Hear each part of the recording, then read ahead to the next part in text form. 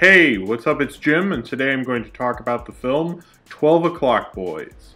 12 O'Clock Boys actually refers to when you ride your bike and do a wheelie and it goes up exactly perpendicular and is at the 12 o'clock position, showing, or close to it at least, showing how good of a rider you are. And it follows not only the history or semi-history, recent history I guess, of the 12 O'Clock Boys and how it has become in prominence with online video and DVDs and VHSs being circulated.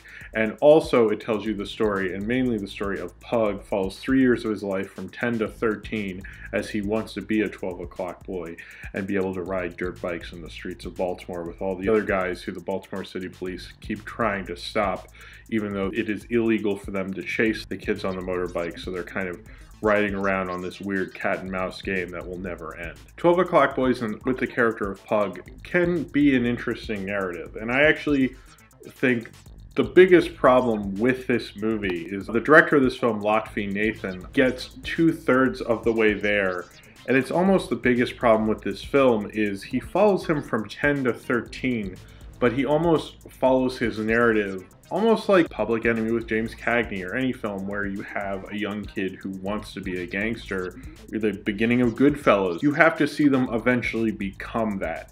And granted, these dirt bike kids aren't exactly gangsters. I mean, they're not, certainly they're doing something illegal, but they're not specifically gangsters, but we don't see him really become one. And that's kind of the problem with this film, is that it acts like it's trying to do a narrative while doing this history, and it just is kind of lost in a lot of places. Now, I actually think what this film was about can really lead itself to what Lotfi Nathan is trying to do ultimately, or thinks he's trying to do. I've seen biker gangs like this in New York, and I grew up in Baltimore, and I think I saw a couple. I don't really have any distinct memories of it, or was never really into the culture. And I definitely recognize the area and recognize the problem with the police there. And he definitely captured that, and I think he captured a lot of the subculture in Baltimore, which Baltimore has quite a few subcultures. A lot of people said this is like The Wire with bikes, or The Wire with wheelies, which is like annoying because other than its location, and I guess because the characters are black, this has something to do with The Wire. It really doesn't. I guess that's a frame of reference for most people, which is kind of sad and a little racist, because it kind of refers to what goes on in the streets of Baltimore and things like that, but it's not the same. I kind of reject that kind of criticism. Documentary and film in general is a director's medium. And the director of this film had a lot of great ideas, but didn't have the follow-through. And I kind of like the history of the 12 O'Clock Boys and all of the dirt bike riding in Baltimore. I like how he showed the tension between the police officers and the crime that's going on, and the older guy who kept helping with the bikes but wasn't a dirt bike rider anymore. Pug is an interesting protagonist, and I actually think he was a really great subject matter, but Lotfi Nathan is the problem because he has no follow-through. He doesn't make the end point. And I read a review on RogerEbert.com of it, and it gives it 1 star, and I think that's a little extreme. I don't think it's a horrible movie. It's asking all these questions about the film, and I don't think this film tries to answer anything. It's not trying to judge these dirt bike riders. It's not trying to do anything like that, and maybe that's fine, but like, say something about Pug. This was like 3 to 4 years too early to have been released if he was going through his current trajectory with Pug.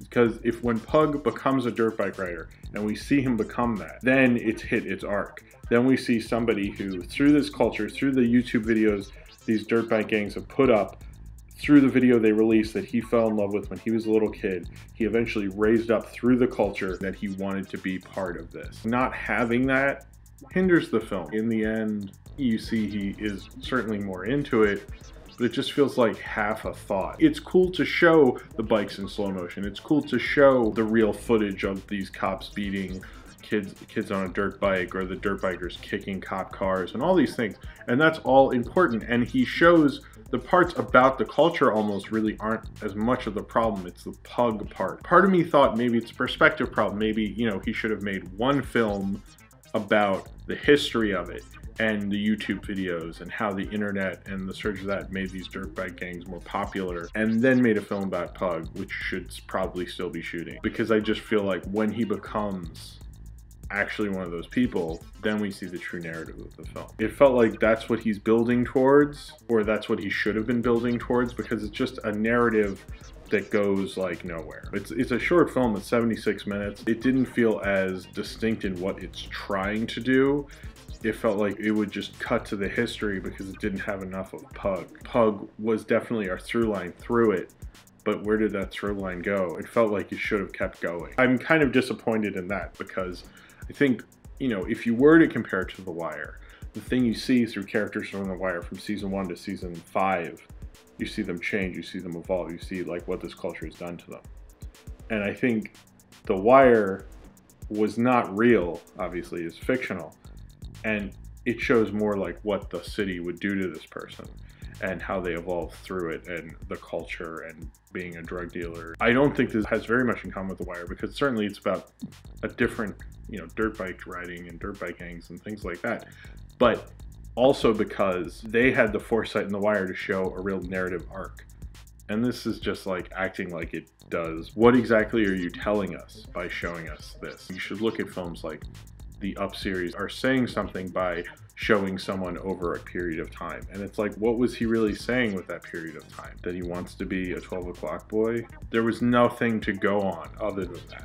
The evolution just didn't really work. And it's like, that's the kind of problem with it. It's not a bad idea, and it's not the subject matter, it's just the direction. Being from Baltimore, I was like pre-sold, and I loved the trailer and I liked the slow-mo shots and everything, but he needed to make it have an arc to it to really mean something, and he couldn't do that. It's just style, really. And maybe that's, you know, you could say that's what dirt bike really is, but it seemed like he was trying to act like there was more to it, that it really meant something to these guys who did it, that they really felt. They would talk about how they had all these concerns, but then when they got on the bike, they weren't thinking about any of that. And I felt like he kind of got it, but he just missed it.